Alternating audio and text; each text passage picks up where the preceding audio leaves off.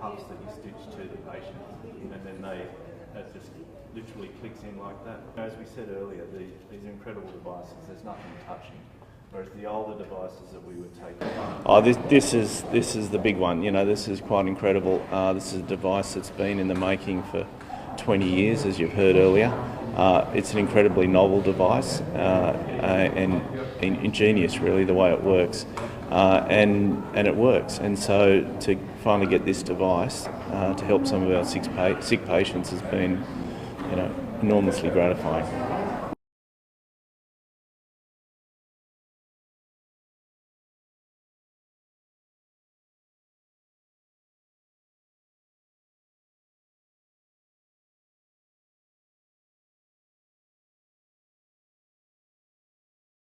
Yeah, well, you're sort of lost in the moment, I guess, and there's a lot going on, but it's an incredibly easy device. You stitch those to the atria, as I said, and then you literally click the pump in, and then hand off this drive line, and turn it on. So that's a sort of, you know, a moment where everyone holds their breath, but it turns on and it works.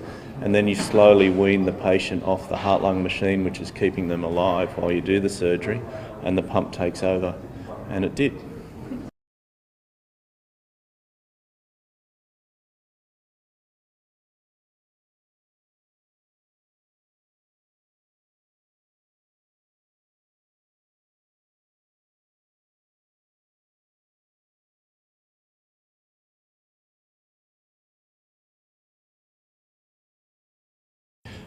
Well, the older technology is clunky.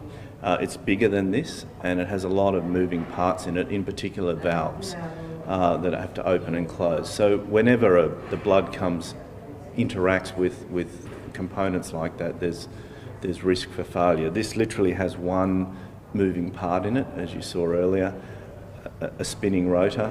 One side of it pumps to the lungs, the other side pumps to the body. So there's no contact points, there's no bearings, there's nothing to fail in this device.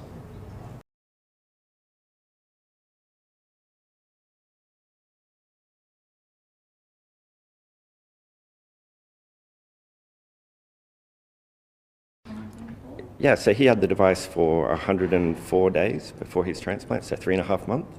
And he was discharged from hospital along that way. And so that was, you know, a world first for us. I mean, ultimately, that's what our goal is, to return these patients back to a normal quality of life.